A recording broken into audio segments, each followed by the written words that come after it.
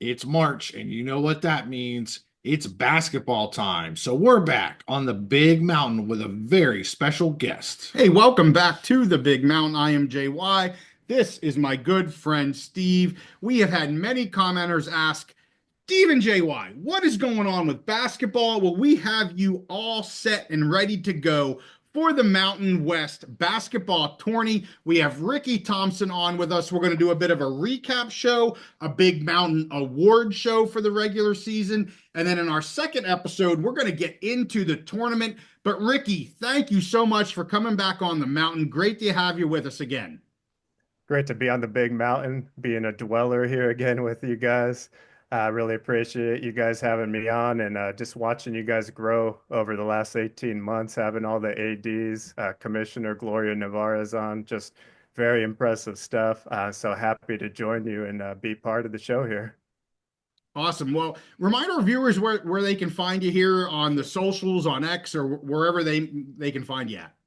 Sure, I am locked in to all things Mountain West Conference basketball. You can find me on X or Twitter, whatever you like to call it, at R Thompson with a P SON at 1050. So R Thompson 1050 on X. You can find me there. I'll be mixing it up with the other student fan accounts, me and the Bullsheet, the student fan account from the Aggies, the Herd account in Utah State. Had a nice conversation with them this season. I try to add insightful things to the conversation, not just trolling people and things I just find entertaining in the conference.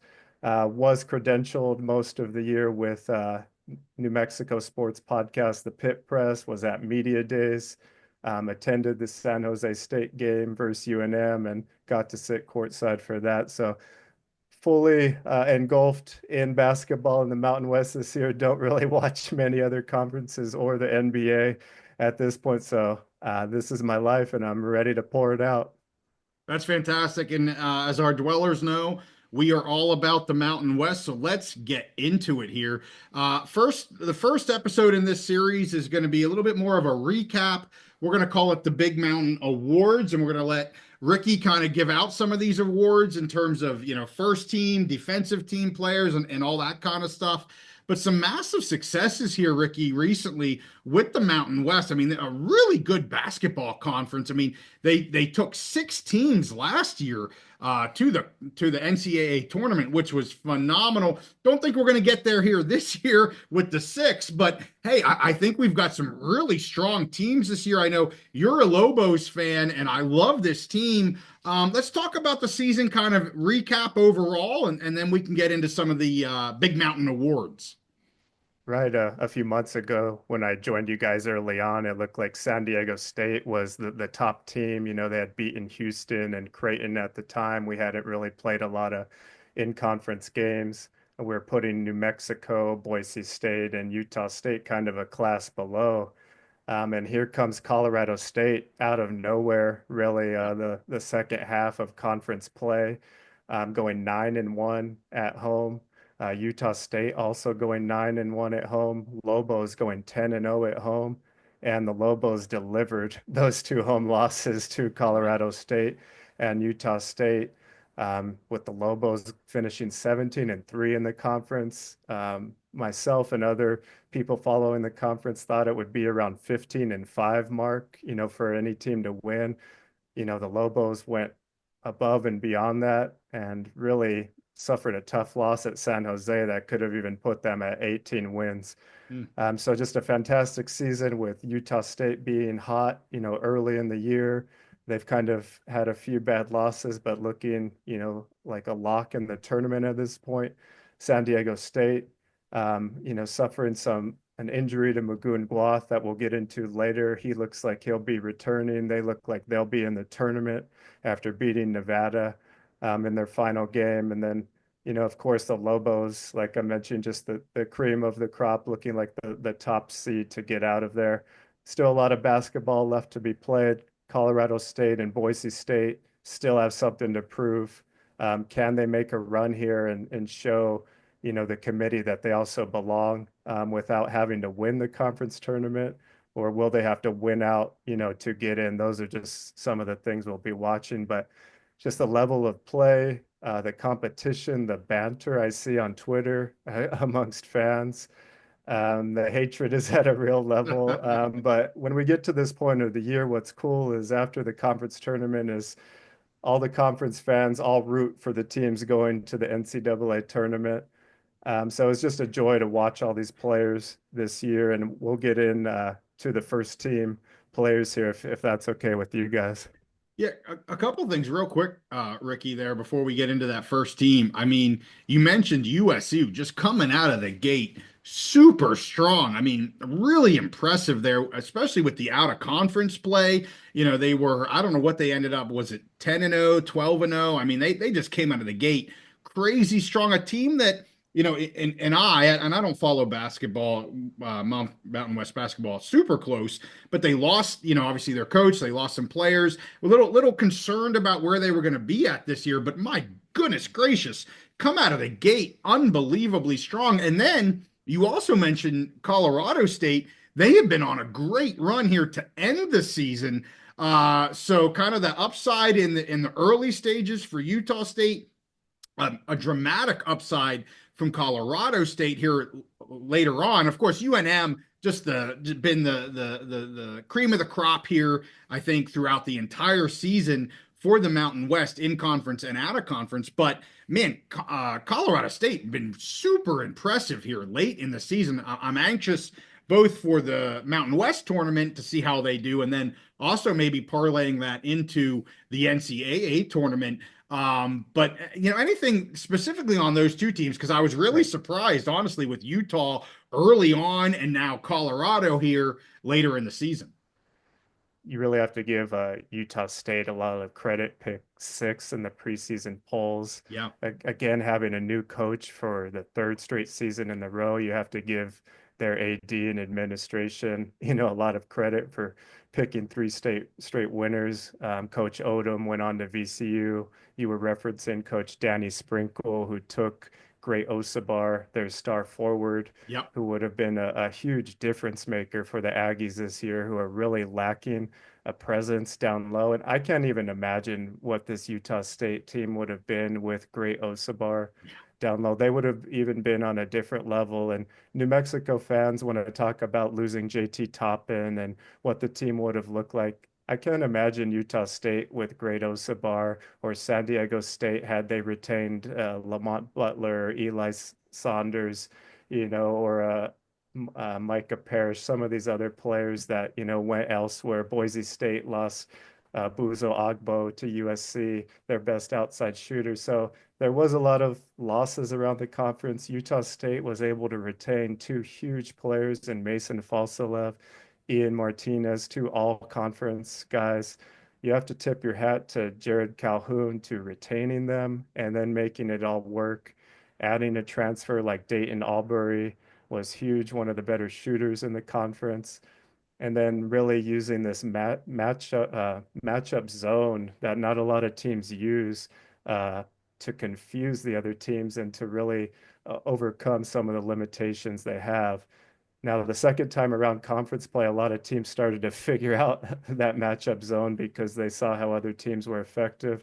I still think the Aggies are a very strong team, great leadership from Ian Martinez, who got honored on senior night, just a great player. His father, I believe, or mother, he told me, played for the Costa Rican national team. So basketball is just in his blood. And Mason Falsalev, we'll get into him, but keeping those 2 guys was just huge for Utah State. And then Colorado State, Nico Medved, many think he should be, you know, in the running for Coach of the Year, rightfully so. Losing a player like Isaiah Stevens, probably one of the best players in school history, now playing in the NBA or the G League. Nick Clifford's ascent into this leadership role has just been special to watch. But other than him, really the development of a Kyan Evans, Jalen Crocker Johnson, a transfer that they got, and just the way Coach Medved made a decision early in January to move Ethan Morton, a transfer from Purdue, to the bench. And it really just changed how this team played. He knows how to push all the right buttons. And they're as hot as anyone. I would not want to face Colorado State anytime soon. Yes. I agree with you. I am super impressed the last month and a half with Colorado State. I do not want to be the team facing them here in the Mountain West tournament. Totally agree with you. They are super hot. Go ahead, Steve. Yeah, I totally agree. Kind of how Utah State was so hot the first half of the season, Colorado State is, now that hot team you don't want to face. But do you have a follow-up for you, Ricky? When we talked to you, I think was it December, it was a couple months ago, you were worried as Mountain West conference play got started, where the schedule was just so rough. You're worried there was going to be kind of some cannibalism, the Mountain West teams just beating each other up. It seems like at least the cream has risen to the top. There's quite a few teams that are in contention. You're probably never going to get that historic six number again. Right. So, has anything changed in your perspective there? Has anything surprised you, or do you think it was just a matter of the best teams just kind of rising up? From December to now, has anything changed in your perception of who the best teams are and who's ready to compete? Yeah, I think Colorado State I didn't mention the last time I was on your show. They've won 7 in a row, Yeah. and per Haslamatics analytics, they're like the hottest team momentum wise, however they calculate that in the country. And I'm not a statistics guy, but I did graduate stats without the book, so I know that that's a good number. Um, I think the most surprising thing for me is I thought Nevada would be one of the top teams, top four at least in this conference with what Steve Alford had. And I know that they did suffer an injury down the stretch to Trey Coleman, but he did play most of conference play. Nick Davidson has been solid. They have Xavier Dussel, who's really made a tour of the Mountain West, played at Wyoming, Fresno, and ends as the all-time leading three-point shooter in conference history at Nevada. Wow. But Dussel and others like Tyler Rollison, they really never meshed all together with Davidson. And Kobe Sanders was an automatic bucket. He was the transfer from Cal Poly. He's a 6'8" guard that can put the ball on the deck, shoot over people. He gave the Lobos fits in the 2 games he played against them, but they were in a lot of close games that they didn't win. They lost to Nailbiter to UNM at the buzzer early in the season. They were close in a lot of games, and it just never came together. And I wouldn't have expected that from a Steve Alford coach team. He had even threatened to take their lockers away, like Coach Love Knight it. did to him at Indiana early in the year. I don't think he ever did that, Right. but he probably should have, looking back, because they never responded to his tough talk, and they just rolled over when they played San Diego State in the final game, and just a very disappointing season on that end. And I think the other one that, probably ended up where we thought they would is UNLV, but just the way that they played, 2 different styles of basketball from when they had their best player, DJ Thomas, who now has a shoulder injury, whereas the last 6 or 7 games without him, they looked a lot better in terms of ball movement. They won, I think, 6 out of their last 8.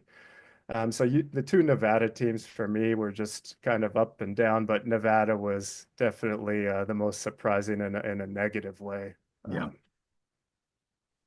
Yeah, for sure. I mean, and I would even say, to some degree, a lesser degree than Nevada, but San Diego State really has kind of, I don't want to say struggled, but they haven't quite been that team that we expected maybe early on in the season. I mean, I hate to say it, they're kind of a bubble team right now. I mean, this is a team that 2 years ago made it to the finals, and in their last year went into the tourney really, really strong. And they're kind of they're wishy-washy right now. I don't know why that is, Ricky, but I'll tell you what, San Diego State being on a bubble right now with the Mountain West is pretty surprising, is it not? I would say so, based on just the success they've had losing to only UConn in the past 2 years. Coach Dutcher likes to say they're like 6 in UConn or 8 in UConn or how many ever games they've won, and I don't blame him. Right. Um, but I think this is actually one of his best coaching jobs. If you look what he brought in, the young talent of a Miles Bird really didn't play much last year. Freshmen like a Magoon Guath, another sophomore BJ Davis has really excelled. And, losing Guath to injury in the past 2 weeks here has been huge. And, I think it was the first time in some time that they lost both games this season to UNLV. Hmm. So that definitely hurt and is putting them, on the bubble right now. I think this win over Nevada in the final game should solidify them, but they will probably have to win a game in the tournament here versus Boise to feel more confident. But as we've seen, just the historic um, impact, I guess, of how well you've done in the tournament in the past does play into how the committee seeds you. And I think with San Diego State having so much success, especially recently, regardless of what they do in the conference tournament, I think they will get in just because of the success they've had. And they will probably get, I wouldn't be surprised if, even a higher seed than Utah State, Hmm. possibly, depending on what they do in the tournament. But yeah, they've definitely had some hiccups, but they're just loaded defensively. Postman with Jared Coleman Jones, Miles Heide has really stepped up these last 10 games. I think he's made his last 14 shots, and freshman Farrell Compton has just been, a work in progress. And they really have a great leader in Nick Boyd, a left-handed guy that knows how to take over a game. He played at FAU in the Final Four, knows what he's doing out there. So I think this is the time of year where Dutcher gets the most out of his guys, and I still think they have some juice left in the tank if they get Guath back. And one other thing I just wanted to mention with San Diego State is, they were expecting Reese Waters, who was at Mountain West Media Days, to be an all-conference player. He did not play a single game the Yeah. entire year with a hand injury, so he'll be redshirting this year and coming back next year to finish out his time. So that's exciting for the Aztecs. Yeah, great point. Great point. Well, let's get to some of the big mountain awards. Let's go to the first team Mountain Men of the Year. Ricky, take it away. Who do we have on the first team Mountain Men of the Year? Right. I think there's no doubt in our mind these first two I have here, Mr. Donovan Dent from New Mexico, over 20 points, 6.5 assists a game, only player in the NCAA to have over 600 points and over 200 assists in all of college basketball this year, first in league history. Also averaged almost a block a game, which most people don't Wow. know. I think which was like 11th or 12th in the conference per game, 1.5 steals per game as well. And anyone that watched him play this year just really had to enjoy it. His skill set is kind of like a Kyrie Irving light. He has the scoop shot off the glass, the body control, but is also a willing passer. And the way he plays the game is just so in control, so mature. He's like another coach out there. He's aware of what everyone's doing, what his teammates on the bench are doing, what the referees are doing. Hell, even what a fan is yelling at him at Boise State, what they're yelling. So he's in total control out there. Joining him, Neat Clifford from Colorado State, another historic statistical season. I think he led them in 4 categories: points, rebounds, assists, steals. Maybe was a fraction short in blocks, but he will be playing in the Big Boys League next year. He was in NBA draft combine camps last year. But for me, the most impressive thing about Neat Clifford and Donovan Dent is watching these young guys develop into leaders after both teams lost their leaders from last year. And I think in today's day and age, being a leader on a college team is harder than ever because you have new transfers coming in every year, guys that probably think they're the top dog when you are. And just overcoming all these different personalities, I think, is something that, a young leader on a team really, it takes time. And these guys really, you saw that over the course of this season. So hats off to them. Tyson Degenhart is my third guy, Mountain Man of the Year, one of the best players in Boise State history. I think he's maybe 40 points, maybe 50 points short of the all-time scoring record at Boise State. Honored on senior night. They did lose that game, too bad. But I think we'll be remembering Degenhart for a long time, and he really carried this team emotionally and, just on the court all year. This one's going to be kind of controversial, this other spot for a Utah State player. It's been discussed a lot on Twitter over the past 48 hours. I'm going with Mason Falsalev from Utah State. 14.7 points a game, 6 rebounds, almost 4 assists, over 2 steals a game. Um, this guy is like a mini Manu Ginobili with the way he puts his body on the line out there. Everyone jokes about how they mention he played high school football in every Utah State broadcast, and that's because how tough he is, and he's always on the floor, not afraid to mix it up. For me, he was just an irreplaceable player in this conference and was really a leader. And the final guy on the first team, Mr. Nelly Jr. Joseph from New Mexico, clearly the best big man. And with JT Toppin out of the picture at New Mexico, he was really able to get more touches this year, more space to operate, had 8 games of 15 plus rebounds. Just ridiculous. I think top 3 or 4 rebounding in the entire country, averaging a double-double. Just incredible season for Nelly. And this guy is just a physical specimen with muscles popping out. Made other big men just look foolish for the most part outside of the San Diego State big men. I said he's just able to dominate this conference all year. We'll move right into the second team here. Miles Bird, San Diego State. Fantastic growth for him. One of the best defensive players in the conference, 13 points a game, 4.5 rebounds, able to throw the ball in from all different angles, the dunk tips, the soaring rebounds, the blocks. This guy plays with a reckless abandon. And I just really enjoy Miles Bird.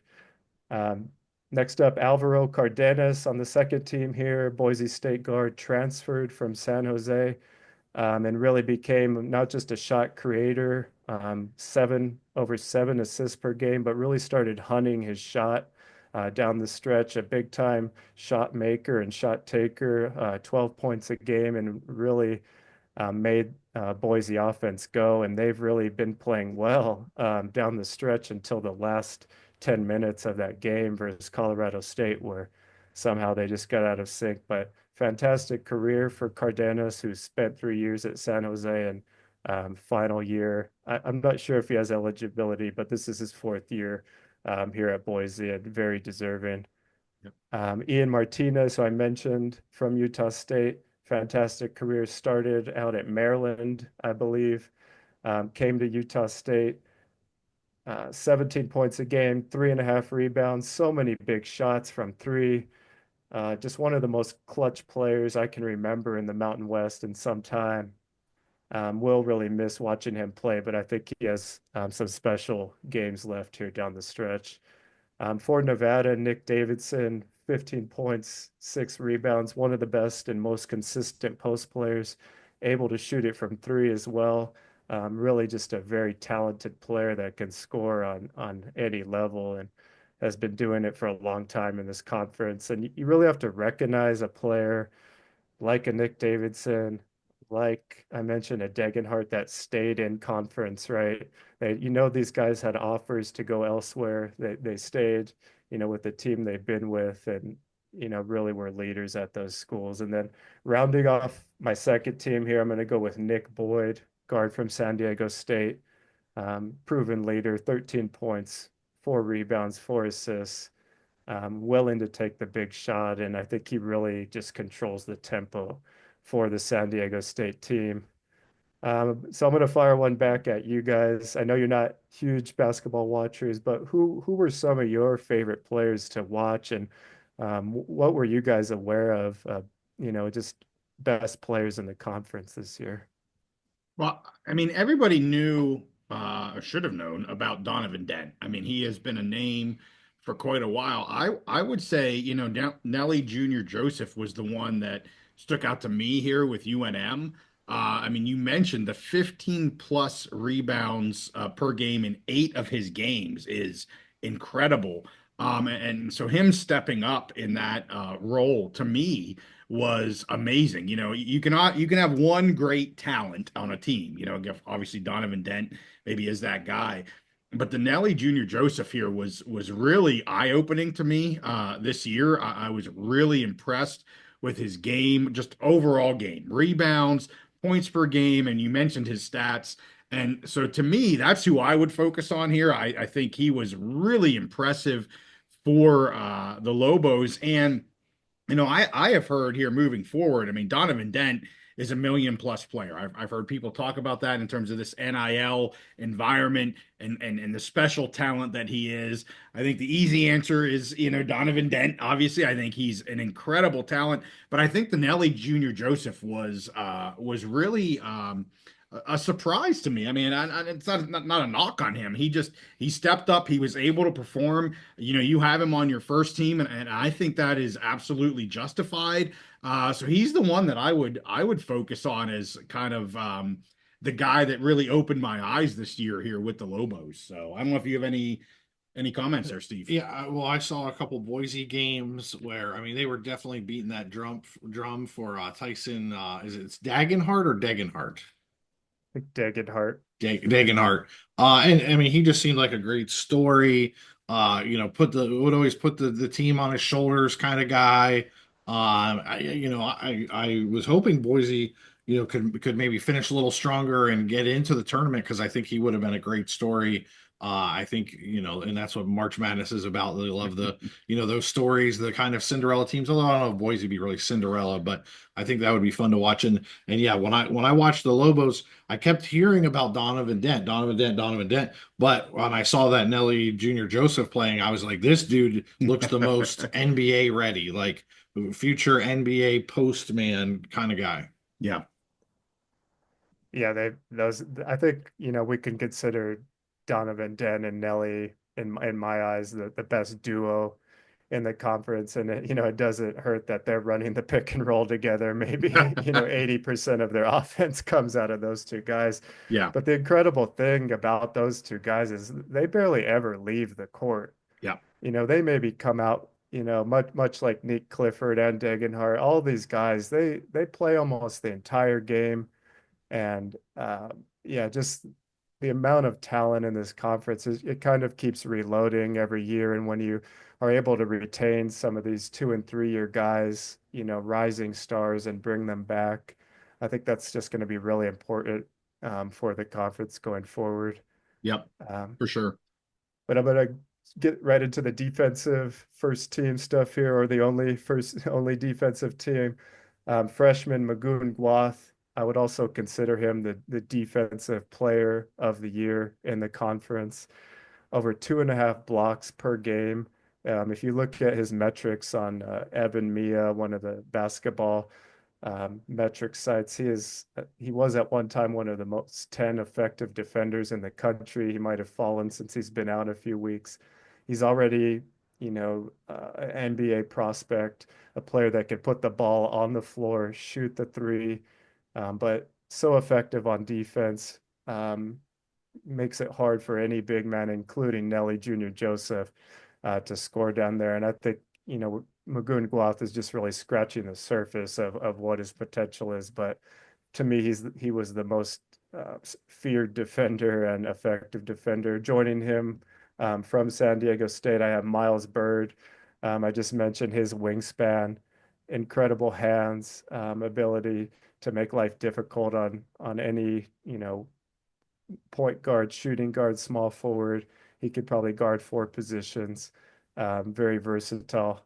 Nelly Jr. Joseph, Steve, wasn't just a force on offense. He was also a fantastic defender. The way he gets out on ball screens, hedges when the guard is coming out. He got his hands on so many deflections of balls, creating steals for the Lobos, backside blocks. And he really did a great job of over the year developing in someone that played better help side defense, getting back into the play quicker and knowing where to rotate. Joining him from New Mexico, I have True Washington. Just one of the best players in terms of getting and passing lanes, always willing to risk to go for the steal. just the length and wingspan to make life difficult. And when Colorado State did come to play New Mexico, and when the Lobos went to New Mexico, it was two of Nick Clifford's worst games in conference. That was largely due to True Washington, to Philip Borovichinen on UNM making life hard. And I think True Washington is really key for the Lobos, making a run here. So those would be my defensive guys. Oh, last one, Nick Clifford, of course. I can't really say enough about this guy. One of the most fantastic individual players, and it really spurred the rest of his team to take a step up. And when you have a guy playing like that, defensively, blocking shots, leading the team in steals, guarding multiple positions, rebounding the ball, almost 10 rebounds a game at that size, you can't say enough about Nick Clifford. And he's definitely probably one of the most versatile defenders we've seen in this conference. But talking more about Nick Clifford, I'm going to go into the most hotly debated Mountain West basketball topic right now on X, guys. We got BJ Rains, we got Jeff Grammer, all the Mountain West reporters giving their output of who the player of the year is in the conference. I've never seen it be such a hot argument. We know it comes down to Donovan Dent and Nick Clifford. But when I'm thinking about the criteria for this, it's really a combination of three things. Who is the best player? Who had the biggest impact on his team? And what was that team's record? And in this case, since those were so close, how did those two guys play head to head? Now, I think the impact, we can say Colorado State probably would have been 9th or 10th team without Nick Clifford. We would, not be talking about them in this light. But I think the same could also be said for Donovan Dent. The Lobos might have a more talented team, but they look completely different without him on the court. The whole style that they play is different, and without him, they lose a lot of games where he carried them, scoring 30 or 40 points. So I think you can say their importance to both of their teams is equal. Their skill, stats, very similar.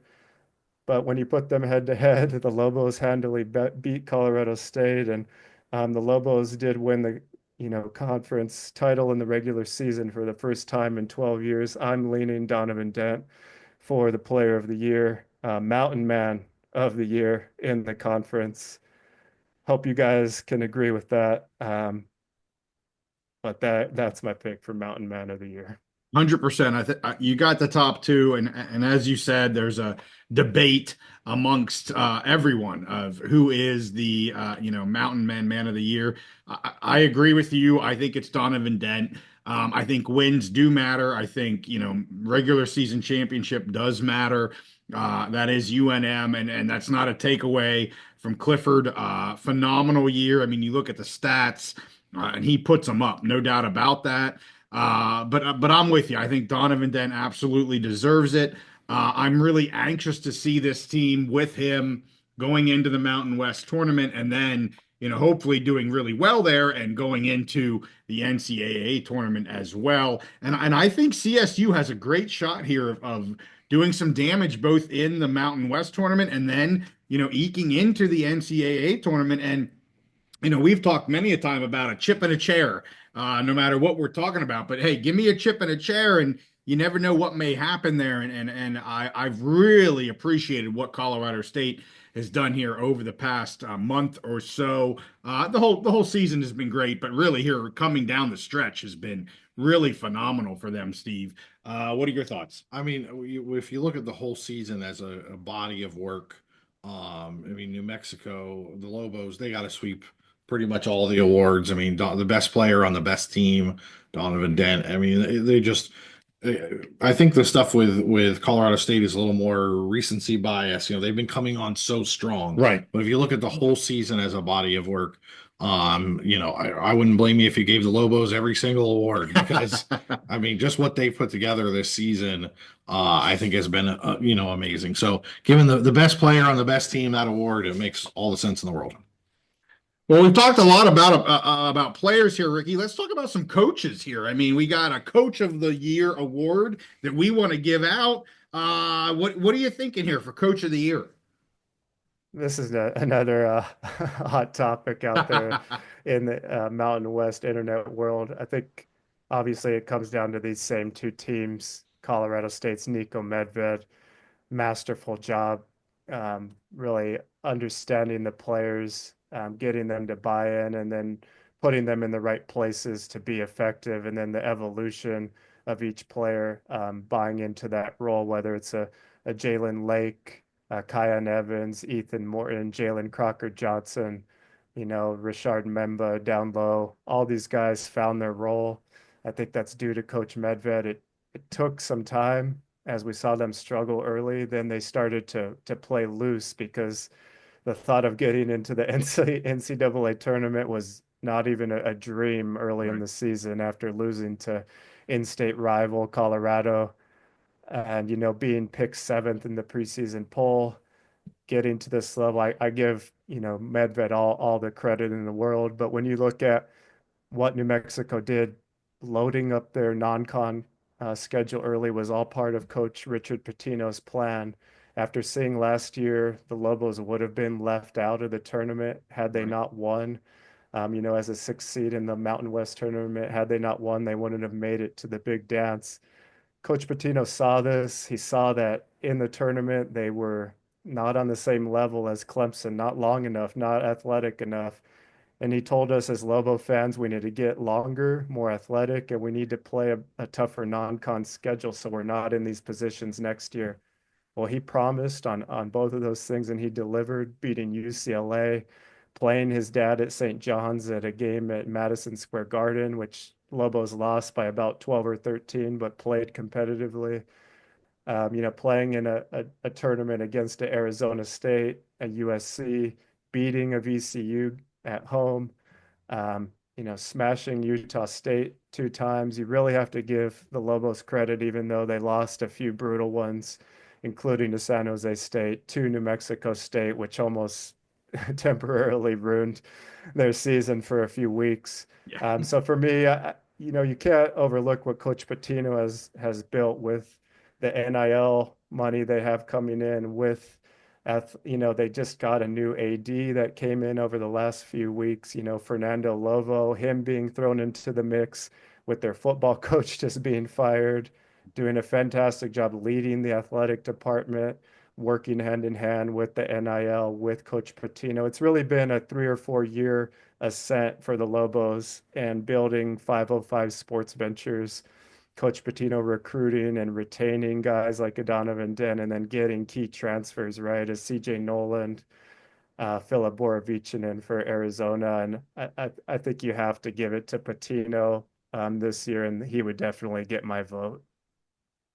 Yeah, the New Mexico, I mean, I don't want to bring up old wounds, but the New Mexico State loss was when I went, ruh-roh, what's happening with the Lobos? But my goodness, and there were a few other little hiccups, and that'll happen with most teams. I mean, that's not out of the normal, but the New Mexico State loss for me kind of early on was like, uh-oh, what's happening here, Lobos? Like, I was expecting a lot from you guys, and they performed here, down the stretch. Again, regular season Mountain West champions.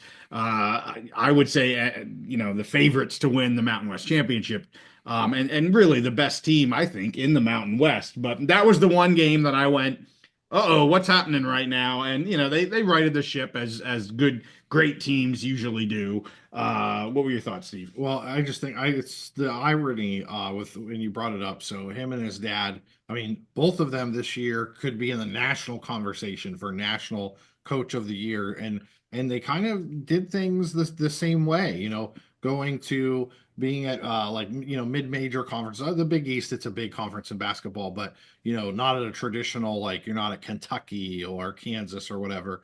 And they used NIL, they used the transfer, obviously the apple doesn't fall far from the tree, but it's just amazing that it's how it's kind of worked out for both coaches. Yeah.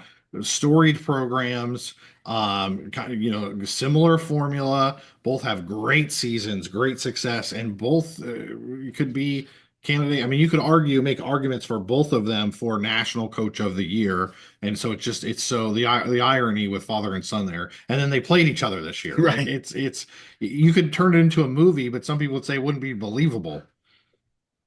Yeah, truly incredible. And I think it just shows you the importance of NIL when we see, a coach at Utah being fired recently who was, I thought, he was a fantastic coach. And today we see the coach at NC State, I believe his name is Kevin Keats. Crazy. They're, they just made it to the Final Four last year. They don't have a strong NIL. They lost most of their players in transfer, and now they're letting this coach go. Right. That makes no sense to me. And I think Coach Patino, he's, reportedly, already interviewing possibly for other jobs. I believe he interviewed for the Utah job per reports. They're going with someone else. Florida State was an opening. NC State maybe is an opening. But the thing I think all coaches have to consider now is not just is it a bigger program, but the NIL situation, and do they really want to be a bottom feeder in a big conference or a top school in a smaller conference where everything is aligned properly? And if the school can pay, if UNM can pay Coach Patino a similar salary than what he's getting offered elsewhere, then I think he has to really consider that when you see what's happening at some of these bigger schools and how they're just getting rid of guys without giving them the tools, in my eyes, to really succeed. So Coach Patino has really got the community to buy in. I think the energy from basketball is transferring to New Mexico. You see head coach Jason Eck from the football team over at the basketball games. And I think, he's going to use that energy and bring it over to football as well. So Patino has really invigorated the whole school and whole city, to be honest. Yeah, no doubt. Well, I think we have a few more awards that we want to give out. Of course, we have Freshman of the Year, we have Sixth Man of the Year, and then some Newcomers of the Year. So let's start with Freshman of the Year. And super important in a conference like this. I mean, where are we at here with the Freshman of the Year? Right. There were some guys to step up big. Closest to me or team I followed, Jovan Milicevic from New Mexico had to start a few games down the stretch when Mustafa Amzil was hurt. He's a big man that can also shoot from three, was one of the best outside shooters on the Lobos. Zayon Collins, a freshman at Fresno, would really be my runner-up for this award, averaged about 10 points and 8 rebounds. And I can't imagine being a freshman at Fresno State Yeah, this year with everything they had going on, players leaving in December, and then later on due to gambling allegations. You have a right. first year head coach, barely any fans showing up to the game. So hats off to Mr. Collins for, having almost averaging a double double as a freshman. Um, but someone I've already mentioned, Magoon Guath, to me is the freshman of the year. Just what he brings and the importance that he really has on the San Diego State team, both on offense. They look differently without him, and definitely on defense. His shot blocking, like I mentioned, just on another level. And the funny thing was the preseason freshman of the year was his teammate, big man, Farrell Compton. But I believe Wath is probably the favorite. He, in the real media one, but in my own, he is the freshman of the year. Six men of the year. I'm gonna go with more of a six men of the year team. I have four guys that I think are deserving of recognition. Drake Allen, transfer from Utah Valley State, had a huge role for Utah State this year off the bench. Really one of my favorite players just to watch from a playmaking standpoint. Very good passer, a taller guard that can push it up court. Not afraid to shoot the three. Just a great, fun playmaker to watch out there, and that's Drake Allen. Uh, More important, or another important six man for Boise State, Javen Buchanan, averaged almost 10 points, 4 rebounds. Um, a bigger type of guard player that can shoot down low, also can shoot from outside. Was very impressed with him this year. For New Mexico, CJ Noland, uh, transfer from North Texas, really had a important role for the Lobos, was named a captain only after being on the team a few weeks. Played a key role, almost 10 points a game off the bench for him. And Carson Templin for Utah State, someone that all other fans besides Aggie fans absolutely probably hate. because he gets under your skin. He pisses you off as an opposing fan, but you have to respect what he did. One of the best rebounders in the conference off the bench, always bringing the energy, not afraid to hit the deck, find the big man on the other team and just harass him out there. So those four guys for me were really the best six men. And then looking at newcomers, we know in this transfer portal era, we got a lot of coming and going. But for me, most impressive was Obi Ogbim for Wyoming, just a straight scorer. This guy made some very tough contested shots in congested areas. Wyoming gave New Mexico a hell of a time without him, but he made big shot after big shot this year. And I think Wyoming wasn't in half the games they were in without him. Unfortunately, Wyoming kind of teetered off the last, month and a half of the season, but I really hope Obi Ogbum stays around to the conference, though I don't expect him to. Very exciting player. Kobe Sanders from Nevada, who I mentioned, he was averaging, I believe, over 15 points a game, just a scorer at 6'8", able to put the ball on the floor.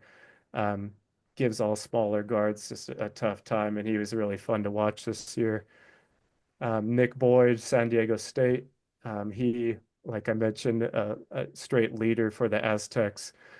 Hard-nosed defender, left-handed finisher. Expect to hear his name a lot in the next few weeks here. And then a guy for me who was also the most improved player this year, or sorry, let me go back. He's not a newcomer of the year. I'll get into most improved later, but newcomer of the year, Jaden Henley. Last few weeks here, really stepping up for UNLV. Coming over from DePaul, I believe. Just playing fantastic with Julian Rishwain, who went down. Feeling bad for UNLV, banged up, but Jaden Henley was a really bright spot for UNLV this year. And then moving on to my most improved player finally here. There was a lot of candidates if you're looking at what Miles Bird grew into, a Mustafa Amzil, Jalen Lake. They all moved from the bench into starting roles and really flourished as leaders. But to me, I'm going to go with Andrew Meadow from Boise State. He improved his points per game, I think over 10 points per game. Wow. Almost 30 minutes a game where he was really a spot player last year, one of the best knockdown shooters for the Broncos. And I think they're a different team without Andrew Meadow this year. And his game really took off this year, being able to shot fake and put it on the deck, just another added element. And you hear about all the hours in the gym that this young man put in, and it really paid off. So most improved for me would be Andrew Meadow. Yeah, that's awesome. I love to see kids given an opportunity and kind of overachieve, if you want to call it that, when they are given that opportunity. So that's awesome. Let's wrap this guy up. We've got a preview coming up tomorrow, which we're going to dig deeper into the tournament and kind of where Ricky feels teams are going to be at going into the tournament. But before we do that, I think we have some surprise teams that Ricky wants to talk about, maybe both to the upside and maybe to the downside, teams that we thought were going to maybe be a little bit better. I know you talked about that early on here, but to wrap this episode up before we get into our preview here tomorrow, what was kind of the surprises of the season here? Right. Like you guys hit on, seeing Colorado State, the move they made to be a second seed in this Mountain West tournament. They had a chance to even share the title, had the Lobos lost that final game. Right. So I think, obviously Utah State coming out hot was, very unexpected after being picked six. But, after looking at what Utah State was able to bring back, to me, being a top 4 or 5 team wasn't that far out of the question to me early in the year or even before the year. So I think, brightest spot was Colorado State. I think, I've talked enough about Nevada being disappointing. I think Boise State, even though, they're in the top half of the conference, they were picked number 1 by the media at Mountain West Media Day to win this thing. Tyson Degenhart was picked to be player of the year, which neither of them happened. And at the time, I didn't consider them the top team because I didn't see the outside shooting. Like I mentioned, they lost their top wing, Ogbo, to USC, who was, I thought their best outside shooter, their best perimeter defender. Boise State, about midway through conference play, brought a freshman out of a redshirt season, Peanut Carmichael, so they could help on offense with him, and he became an integral part of it. But it was just like they found their rhythm a little too late. A few of their transfers that they hoped would have hit did not hit. And I think that's the risk that you take every year. And some of these, guys that we think are going to fit right in don't always end up doing that. And for Boise State, I think what they lost ended up being greater than what they gained in Alvaro Cardenas. So to me, Boise State is actually one of the maybe not most surprising, but I thought they would put up, maybe closer to the second or third spot in this conference. But I don't think they're done yet. They have played well. And Coach Leon Rice has led them to 3 straight tournaments, and I think they'll have to win probably the conference tournament to get in, which they could do. Yeah, for sure. I'm anxious to see what happens with this conference tournament. Of course, New Mexico had to win it last year in order to get into the NCAA tournament, and they did that. Could that happen again this year? Well, we'll talk about that tomorrow when we have Ricky back to talk about the tournament and what he believes is going to happen. We'll go through all of the rankings and everything that's going to happen here in the next few days with the tournament. So, Ricky, thanks for coming on and talking about kind of a recap, giving our big mountain awards here on this one. We'll be back tomorrow for more conversation about the tournament. So thanks so much. Thanks, guys. Can't wait for more Mountain West chatter.